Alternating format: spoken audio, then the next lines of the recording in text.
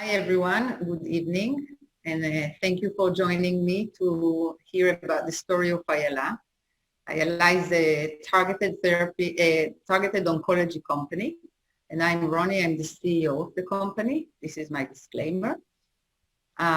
So Ayala is a company that was started 3 years ago, about around 2 molecules that we have in license from BMS, small molecules, that are targeting a specific pathway in oncology, important in certain tumors, and this is the Notch pathway.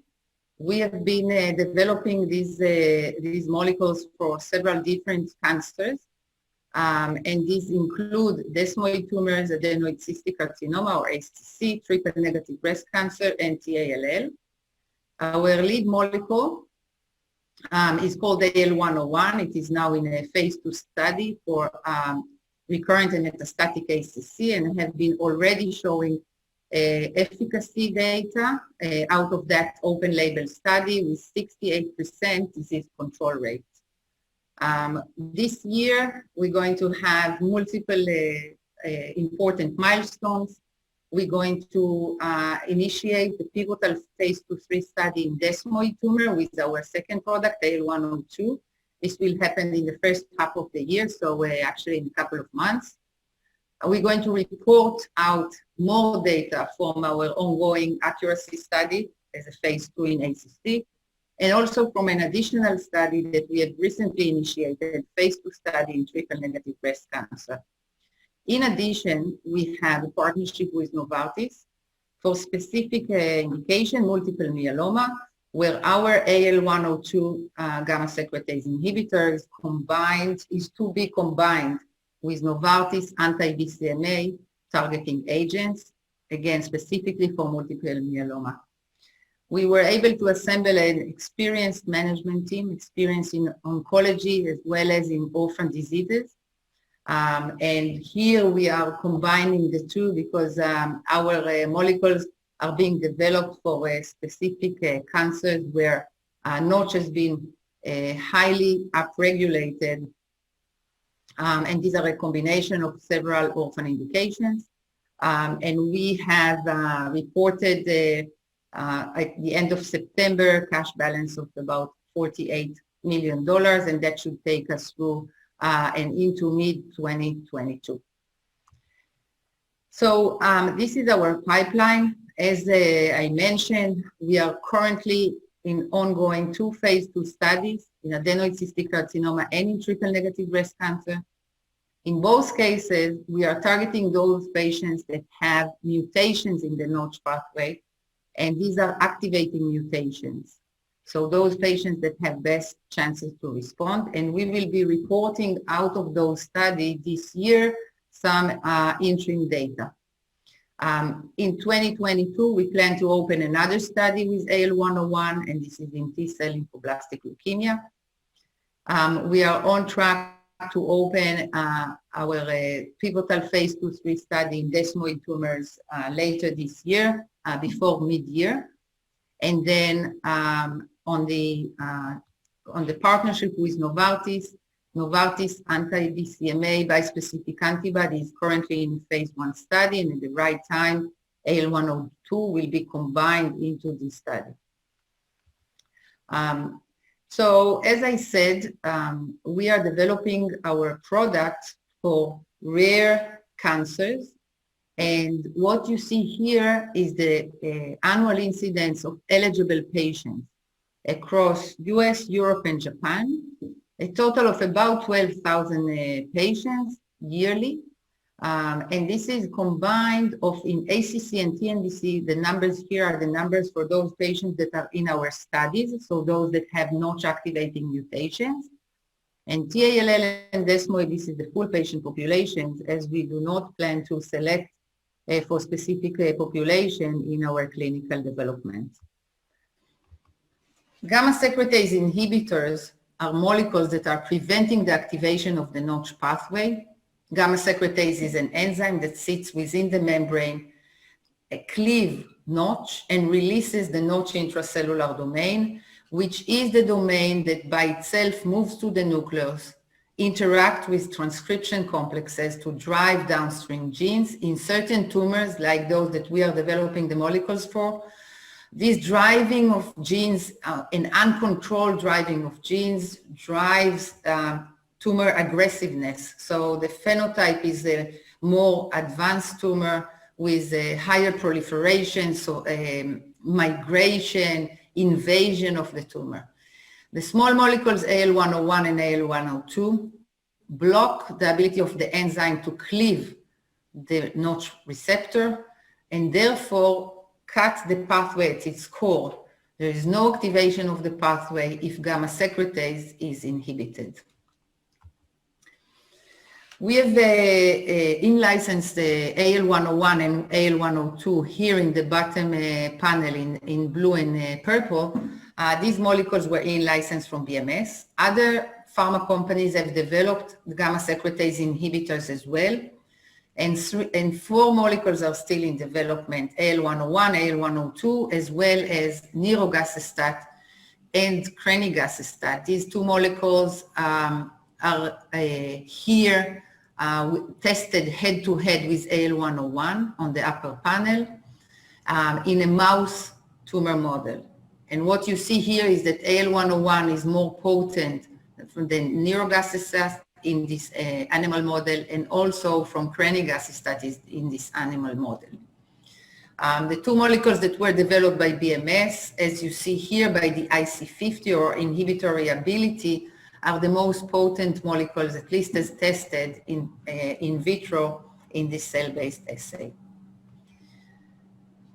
So I'm switching now from the background into the specific cancers that we are developing AL101 as a potential therapy for. So the first one is adenoid cystic carcinoma. It's a rare cancer that starts from secretory glands, mostly from salivary glands. Patients that are diagnosed will undergo, in most cases, surgery, and in 50% of cases, this surgery is curative. In the other 50%, when the tumor recurs and comes back, it is many times metastatic, goes to either metastatic locally around the facial nerve or goes to lung, liver, bone. And unfortunately, it is not responsive to current therapy. So many different treatment modalities were tested, but with very poor outcomes. Chemotherapy less than 10%. Immunotherapy was ineffective because these tumors are immunologically cold. And overall, on average, the objective response rate was about 6% across 31 phase 2 studies that were tested. No drugs have been approved for adenoid cystic carcinoma to date. So out of this ACC patient population, 20% have Notch activating mutations. And these that carry, the patient that carry the mutations have a much more aggressive disease. Looking here at these Kaplanmeier curves, in blue, those patients with Notch activating mutations, in yellow, wild type. And you see how much, like 3-fold shorter time to recur for those patients with the Notch activating mutations. And unfortunately, in correlation with that, also 4-fold shorter overall survival if you have Notch mutations in your tumor, showing that Notch is a driver for this tumor. We are conducting a phase 2 study in this patient population. So patients are enrolled in the study if they have recurrent and metastatic adenoid cystic carcinoma. They carry Notch activating mutations, and they have evidence of disease progression 6 months prior to enrollment, within the half a year prior to enrollment. We have started with the first cohort of 4 milligram once weekly injection. And this cohort is fully enrolled, and I'll share with you data out of that cohort. And then currently we are enrolling into the second dose that is tested in the study, and this is the 6 milligram once weekly injection. And we will be reporting out of that cohort later this year, around mid-year. We have orphan drug designation from the FDA and also fast track. So here are the efficacy data that we have seen to date with the 4 milligram cohort. As one sees here in yellow, these are partial responses. And other than that, we have a disease control rate of 68%, which is composed of 15% of partial responses and 53% of stable disease. Our investigators as well, and KOLs, key opinion leaders, believe that in these patient populations that are entering the study with tumor progressions, stable disease may provide clinical benefit. Therefore, it is important for patients. Looking here, these are scans for four different patients that had partial responses, just to give you the flavor of what it means, a partial response here. So this is a baseline scan, and I'm going around the liver of this patient, very large liver. All the dark areas are tumors, so in essence, a lot of tumor metastasis in liver. And this is after 8 weeks of treatment. Liver is back to its normal size with much less dark areas, much less tumor. This is another subject 15, 2 liver metastases of a significant size. And then after 8 weeks of treatment, you see a significant reduction in those metastases. Subject 29 has lung metastases. These 2 small bulbs are lung metastases, and they are practically gone after treatment for 8 weeks. And then lastly, another patient with liver metastases. You see all the dark areas is tumor. So liver is full of tumor, and this is after 8 weeks of treatment. You see the significant reduction. Together with the efficacy, looking at the safety, what we have seen here are adverse events that are typical to gamma secretase inhibitor. So it's the class effect, mostly GI related. These are the dose limiting toxicities. And at the 4 milligram dosing, what's good to see is that most of the adverse events are grade 1 and 2. And this was the basis for us to be able to increase the dose to 6 milligram. Again, hoping to improve further the efficacy and the duration of response. Our 2 primary investigators have shared with us their enthusiasm by the data. They are not used to see such responses in this patient population. As they are saying, the AE profile is aligned with the known toxicities, and they are manageable. So in essence, we have been able to enroll into the study at the same pace before COVID-19, during the pandemic, and continuing now. And there is a positive feedback from the ACC community around this data. I'm moving now to our second indication, second cancer, and this is in triple negative breast cancer. In triple negative breast cancer, between 9 to 16% of patients have notch activating mutations. And there have been a research showing that there is a correlation between the mutation and poorer prognosis. In triple negative breast cancer, there are several lines of systemic treatment that are effective initially, but then patients tend to progress through the different treatments and develop resistance. It is a very aggressive tumor again, and we have been we have tested the effect of our AL101 product or drug candidate in tumor models in mice to understand whether or not a selection way should be for specific patients. And we have tested it for tumors with notch activating mutations. Here, these 4 models. And then on 5 models without notch activating mutations. So this is a patient-derived tumor models in mice.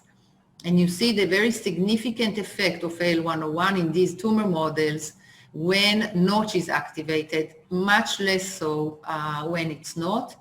And therefore, the ongoing study in triple-negative breast cancer, we've recently started, enroll patients with notch-activating mutations, with refractory and metastatic triple-negative breast cancer, and patients who have failed 3 or less lines of systemic therapy.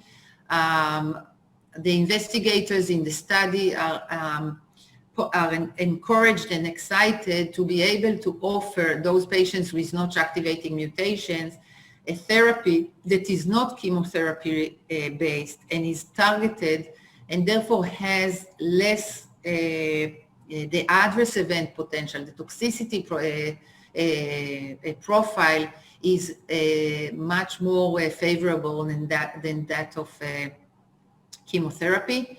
Importantly, we were able to start this study with the 6 milligram dose.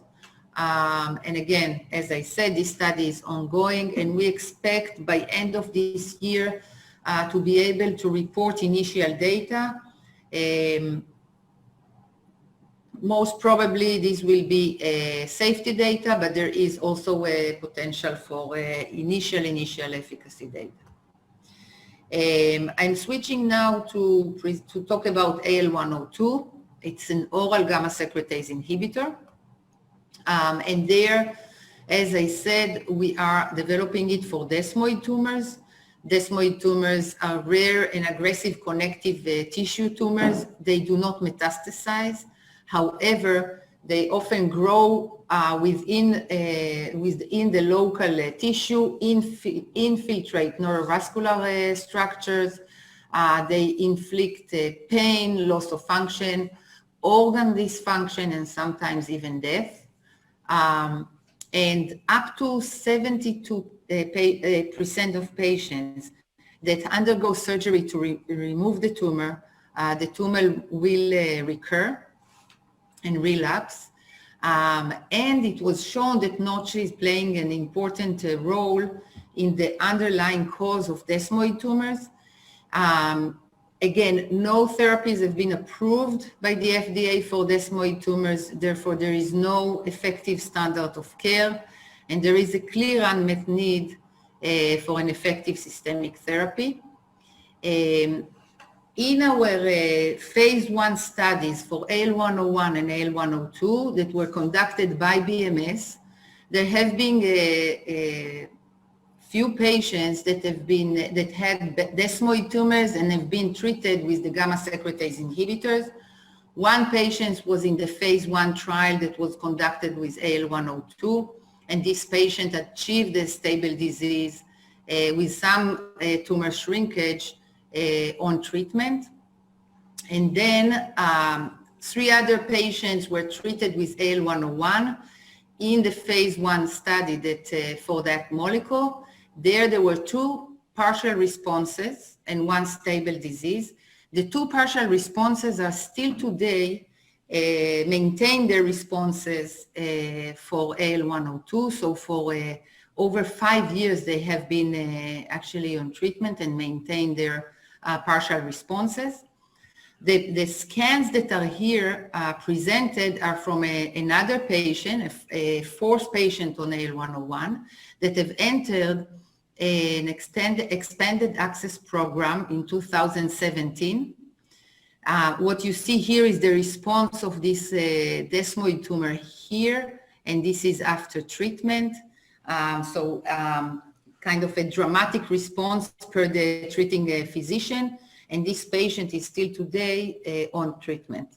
So there are encouraging data for the effect of gamma-secretase inhibitors on desmoid tumors, also coming from the nirogacestat, the gamma-secretase inhibitor that is at SpringWorks.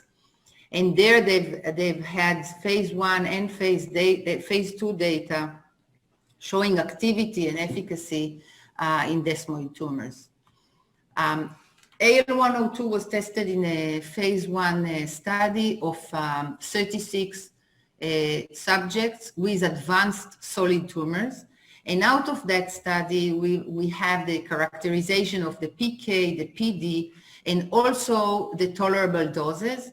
We have selected 3 different doses highlighted here in purple for our phase 2/3 study. And this is a 1.2 milligram daily and 2 different doses of intermittent dosing, 2 days on, 5 days off. And this is the pivotal phase 2/3 trial that we are now in the last stages of initiating. This study was agreed upon with the FDA to be a pivotal study. So the first part, part A, is an open label part where we are comparing the 3 dosing regimens that are listed here. At the end of this part, one dosing regimen will be selected, and this will be tested in the part B of this study, which is a double-blind placebo-controlled trial testing the efficacy and safety of AL102. We are expecting to report out of the part A portion in mid-2022. And the primary endpoint for this study is progression-free survival. Last but not least, our partnership with Novartis. This is now not focusing on tumors that are sensitive to Notch, but actually on tumors that are multiple myeloma, and combination with drugs or with therapies, potential therapies that are targeting a molecule that is called BCMA. This is an antigen on the cell surface of multiple myeloma cells.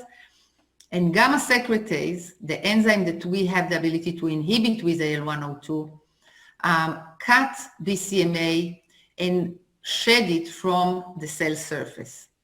So inhibiting gammasecretase will prevent the shedding, will increase the level of the BCMA on cell surface, and therefore will potentially will increase the efficacy of the anti-BCMA therapy. And we have tested that in multiple myeloma cell lines, we and Novartis. And what you see here is that at nanomolar concentrations, low concentration of AL102, importantly, these concentrations we saw in the phase 1 study that are achievable in patients. So at nanomolar concentrations, there is a 20-fold increase in membrane-bound BCMA and decrease in the shed, in the soluble BCMA. Hence, indeed, the gamma-secretase inhibitor is doing what it's supposed to do. And then we compared the activity of the 3 gamma-secretase inhibitors that are currently being developed as potential therapies to combine with the anti-BCMA treatment. And one can see here that AL102 and crenigasistat has a higher activity than nirogacestat, the molecule that is at SpringWorks. Lastly, last piece of data here is a study that is done ex vivo, recapitulating what one would hope to see in patients. So this study was conducted by Novartis. They have used cells from 3 multiple myeloma patient donors and incubated those cells in the presence of the bispecific antibody. The bispecific antibody is designed to induce a T-cell cytotoxicity. So it is on one hand binding to the BCMA, to the multiple myeloma cells through that, and on the other hand has another arm that recruited the cytotoxic T-cells to induce killing of the multiple myeloma cells. One represents the EC50, the effective concentration that kills 50% of cells, with the bispecific antibody in the absence of AL102. Then AL102 is added, and again, at the low nanomolar concentrations, you see the sharp reduction in concentration, that is required. So the ability of the bispecific antibody to induce cell killing is improved by at least 2 orders of magnitude in the presence of AL102. And again, as I said before, Novartis is now conducting a phase 1 study with the bispecific antibody, and at the right time, AL102 will be combined into that ongoing study. We have the collaboration with Novartis on AL102 and the combination with BCMA. Novartis, the license agreement was established in 2018. Novartis also is an investor in Ayala. We retain the full rights for AL102 for all other indications outside of multiple myeloma. And we are eligible to receive clinical, regulatory, and commercial milestones of up to $245 million and tiered royalties. Then, of course, we have also the in-licensing agreement with BMS. We have paid them the $6 million up front. BMS has equity, and they are shareholders in Ayala. And importantly, we are obligated for regulatory and commercial milestones to BMS. However, these milestones are late and also are totaling $145 million. And with that, just to summarize, before I will be happy to receive your questions, I wanted to summarize the upcoming milestones. So this year, as I said, we are on track to open the pivotal phase 2/3 study in desmoid tumors in the first half of the year. Mid-year, we are expecting to report additional data from the ongoing phase 2 accuracy study in ACC. These will be data from the 6 milligram cohort. And then by the end of the year, the second half of 21, we expect to report initial data from the phase 2 tenacity trial in triple-negative breast cancer. So these are the upcoming milestones for this year, and I will be happy to take questions now. Roni, thank you so much for your presentation. It was a great overview of the company. I am quite excited to ask my questions that I received from the audience and also my own. So I would like our audience to know, what are you doing differently from BMS as you in-licensed these 2 products, AL101 and 102? What are you doing differently that they have not done in their clinical trials? Right. So BMS have developed the molecules to patients that have, first of all, it was a phase 1, so it was a general, looking at effect on tumors, different tumors that for example, they've tested it in breast cancer in general. But what we have done was to apply the knowledge of how to select for patients with notch activating mutations, or where the notch pathway is important for tumor progression. So we have been applying the next generation sequencing assays that are available. They are all having notch on their panels. And those patients that have the mutations and therefore have notch as an activating, an active oncogene in the tumor, these are the patients that are enrolled in the study. That's helpful information, Roni. So my second question will be, you are going after a rare indication, adenoid cystic carcinoma. You do have fast track designation and orphan drug designation for this specific indication. So when would you start discussions, perhaps to be able to use accuracy study as a pivotal trial, or to have a roadmap to carry this asset in this indication and commercialize it? Right. So this is something that will depend on the data in the study. So currently it is too early to say whether the ongoing study will be sufficient to be a pivotal study and to be a registrational study, or potentially there will be additional studies. It's too early to tell. It really depends on the data. That makes sense. I think data drives the biotech world quite heavily. Yeah. So on the TNBC side, since it's a much larger market, we've seen a couple drug approvals.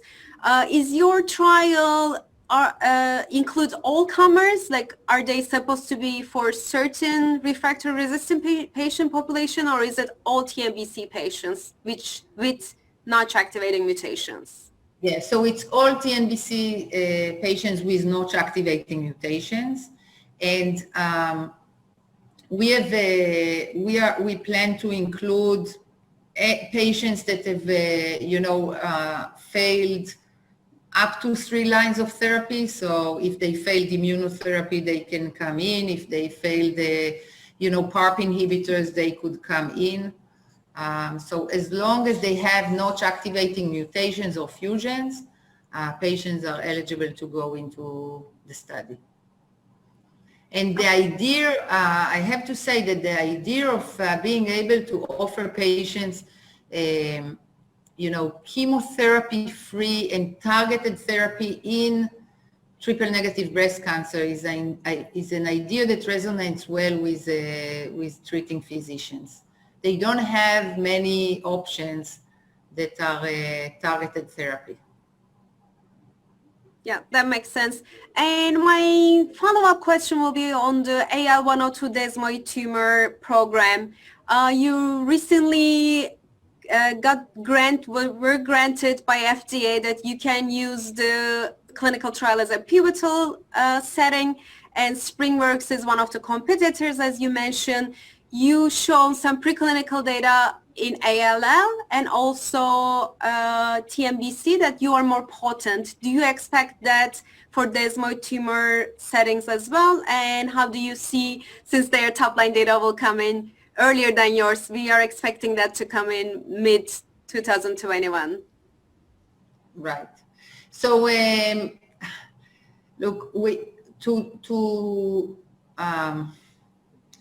I'll say the following. Our assumption based on, the data that are preclinical data show that indeed preclinically AL102 is more potent. However, we all have been through the complexity of clinical trials, and there is not enough data on AL102, on AL101 in desmoid tumors, and not enough data in nirogacestat in desmoid tumors to be able to compare. So I cannot expect to have better efficacy. However, one thing that we do expect is that nirogacestat is given twice a day, 2 pills a day, and every pill has 150 milligram of nirogacestat. AL102 will be given either once a day or only twice a week, 2 days a week, and at a much, much lower single-digit milligrams. So definitely these are 2 different molecules. The dosing will be less frequent with AL102 than with nirogacestat. But so that's the one thing that there are data to support. The dosing will be much less frequent and lower doses. That's actually helpful on the GR toxicity side as well as gamma-secretase inhibitors. Again, we don't know. This we'll need to see. We don't know that yet. That makes sense. I think that covers all my questions, Roni. Thank you so much for your participation. Thanks for the great presentation. We look forward to following the story. Thank you. Thank you for the opportunity. Bye.